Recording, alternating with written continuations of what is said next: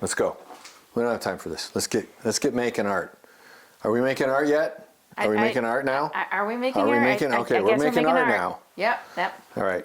So we're doing a lot of work with Amsterdam Acrylics. Woo! It's pretty exciting. We're gonna do some gestural drawings, and I'm not even looking. Look, I'm not looking. Oh, that's kind of fun. So this is the underdrawing, and I wear these gloves so I don't get my hands dirty, and I can answer the phone, or I can get chicken nuggets for my son. Behind the camera is my dear wife, Kristen. Hello, everybody. I remembered her name today. That's awesome. I know, considering you can't remember the name for tea kettle. That's impressive. Hey, that's revealing a bit much. So why am I doing all this? It's to loosen up before I put on the actual paint. And we're doing a series called the Color Block series because some woman I know came up with that idea. Well, the name. It's not maybe the most imaginative, but it's functional. And of course we started this and there's already a siren in the background, but the lawnmower just stopped. This is not a live session, but you can pretend it is, everybody. And we're gonna make a nice color block. I had a lot of fun at the art show this last weekend. Yeah. And now we're gonna make some art, I guess. Let's tell everybody, where were you at? Where was I at? Oh yeah, the Minnesota Sculpture Garden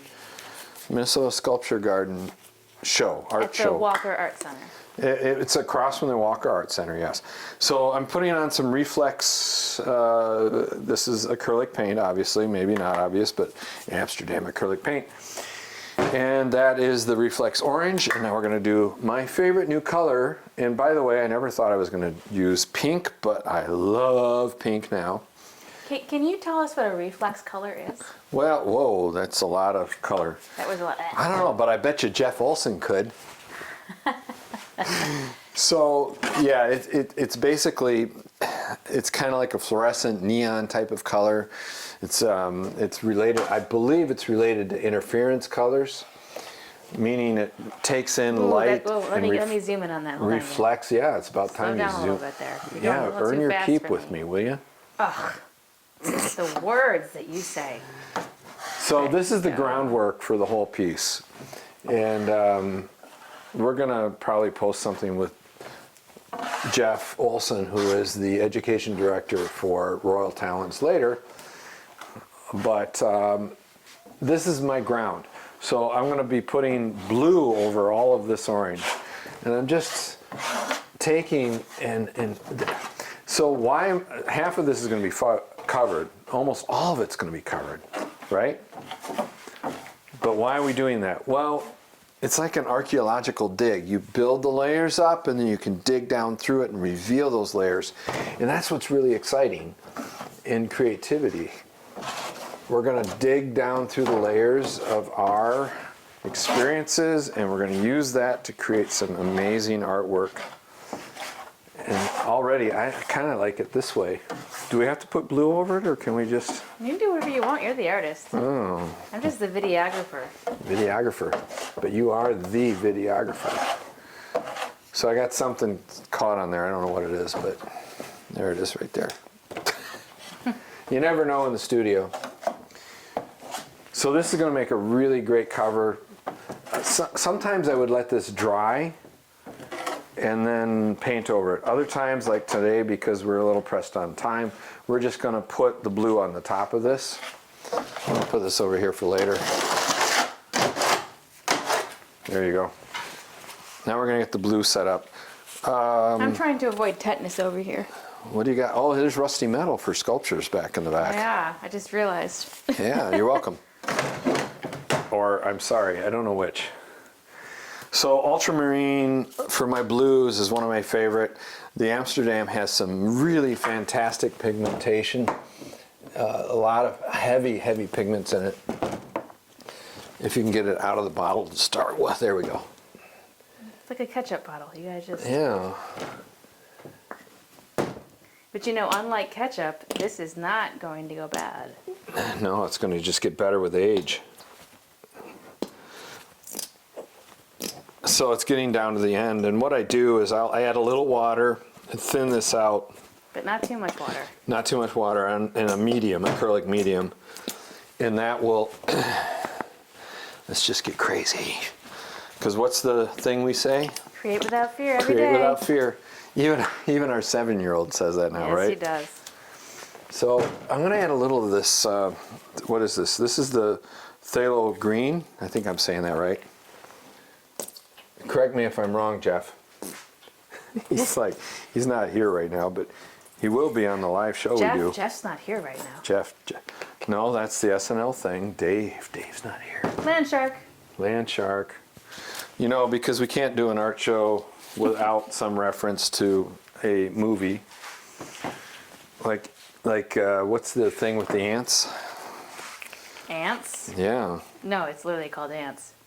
Oh, or are you talking about A Bug's Life? No, I'm talking about, what's his name? The fashion guy.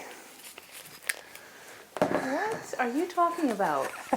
You're going to get it in a minute. You're going to figure it out in a second. Come on, you can do it. The Arthur movie? The art school for ants. Oh, Zoolander. Ah, there you go. She got it. In my defense, I work with young people who don't get any of my references, so They I stopped don't. digging into the, That's right. the vault. They really don't, actually. You're right. Oh, my goodness. Oh, no. Oh, send me more acrylics. I'm all out of my... Oh, this is the King's Blue. King's Blue. Really great. High concentration of... oh, we're going to add some of this. This is a pearl blue. This is the pearl. So Can you another hold kind that up of... so we can see it a little bit? Yeah. So the pearl blue will mix in as I go, and this creates a lot of depth and reflectivity. And we'll use some of that, and then we'll layer. So we're going to keep layering, adding colors, different kinds of colors, metallics as we go. So are you planning this out before we get here? Or are you... Oh my gosh, I got that question so much when I was in the show this last weekend. And the truth is, maybe. I think you have a feeling and maybe an affinity for a color palette. And then you kind of go in with that. Yeah, I have an idea, generally speaking. And now this is the part that is very, oh, what's his name? Oh my gosh, I can't believe I've forgotten his name again. Don't worry about it. Yeah, the artist that passed away not too long ago.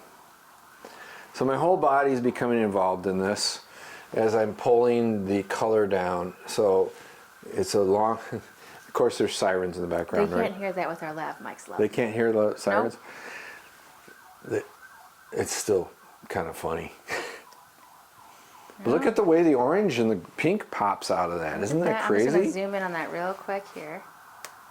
Yeah, look at those colors. So you know what's great with acrylics is it's not going to really change much as it dries. No, there's a slight darkening typically with the acrylics. Whereas, oils tends to hold the color regardless. With the acrylics, it'll be a slight darkening, but it's very little. Let's go over here. I'm going to go back up the other way. Sometimes I'll turn this and I'll think of the artist's name, the guy that did all the big palette work in a minute.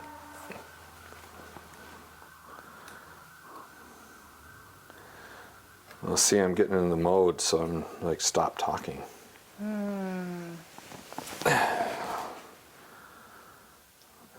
So very gestural. These pieces often end up being kind of cityscape oriented or landscape oriented. Versus what, a still nude? We'll edit that out later. Jeez, woman.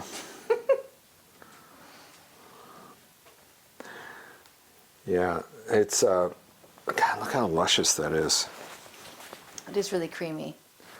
It looks really, really good. It's interesting for me going from a place of brittle glass, sharp, unforgiving Yeah. glass back into the painting studio.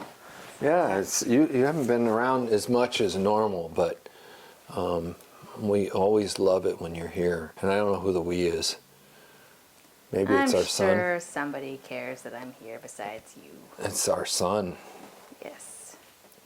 who the other day had mentioned that he wanted to paint again. He's like, we don't do the show enough together. I'm like, really? I thought you didn't want to do it anymore.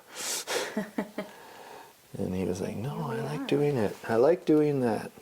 I think that'd be a great thing to invite him back into during the summer months right now. As we're Yeah, well, rolling into there's the school thing going on, right? post-school season. Yes, there is our school thing going on. And now, so we're starting to build up some layers. I'm going to add, and by the way, the white that I added was thinned out white. It was the bottle as it gets down to the end. Look at that beautiful stuff. Let's get that on there. I just realized one of my tools is missing. And let's do a little bit of, oh, I didn't warn you, I'm sorry. I do that all the time to you. Thank you for that. Hey, you know, when you're creating, you just got to go. You just got to do it. Okay, so where did it go? We're going to do a little bit of this is the Amsterdam black gesso, which I like as my black. It's very flat. I got a question. Yeah. And I've always been confused about this. Yeah. Gesso versus paint, what is the difference? Gesso is usually the subsurface to accept the final surface. So is it like I don't know. porous situation? Yeah, a I've little never bit. really been clear on this. Yeah, it's a little bit. It's manufactured to accept the more final layers of paint. I don't know, does that make sense? We'll expound on this coming up a little bit more, but that's the most basic way. It's usually used as a prep. So with oil paints, you have a specific kind of a gesso you put on so that it accepts the oil paints. With the acrylics, again, a specific kind that is acrylic-oriented gesso.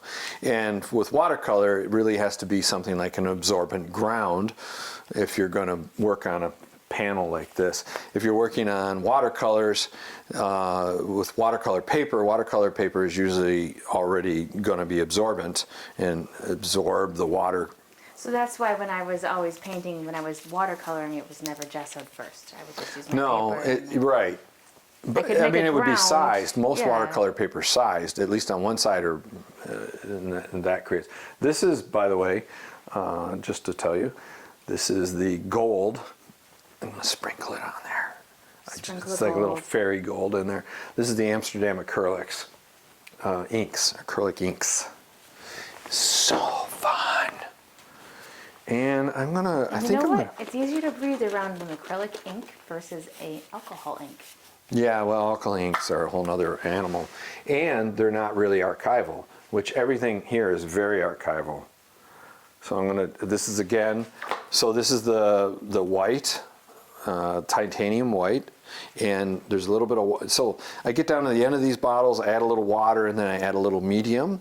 In this case, it's a satin medium, and it extends what I can use. But the differences in the, what do you call it, the viscosity creates a very interesting crackle effect. So we can start to get some oil spotting, kind of like, this is ceramic terminology, right? Oil spotting, hair's fur, we can get all that kind of really cool effects and some crackle effects. And now I'm going to use, this is the phthalo blue, I'm going to use this up here. I'm going to pull that down through this as well. If I can get it out of the bottle. There we go. How are you not going to make this mud? I cannot be the only person asking this question. Yeah, you are not the only one probably, but it's the, for one thing, most of these are pure, so-called pure colors, and there's a very high concentration of pigment within them. They're very pure colors, so they're not going to really muddy out. You can mix them nicely. That being said, whoops, my mic cord is taking off on me. Well, let's see what happens. This is a blade. I'm trying to find the side that I want. They tend to get a little curved. All right, here we go. Ready? Yep. This is going to be cool. This is the end game right now. We're going to make a piece called Blur. Ooh, like the band. Yeah. Wait, there's a band? Yeah, from the 1990s. You're too old for that reference. Hey. I resemble that remark. Oh, look at that. Come on. Oh my gosh, that's a lot of stuff on there. Get off of there. Sometimes I have other surfaces around And to now I do just this got with. cake stuck in my head. Oh yeah. I love cake. Oh wait, you're talking about a band. I was talking Short about the skirt food. and a long Okay, that's enough out of jacket. you. So you see how this is just turning out beautifully. It's pulling the pigment from the last pull, carrying it into the next one. Look at that. You see that? Oh yeah. This is going to dry so amazing. This is going to dry so amazing. And part of the finishing part of the finishing process is what I call the rocking chair moment.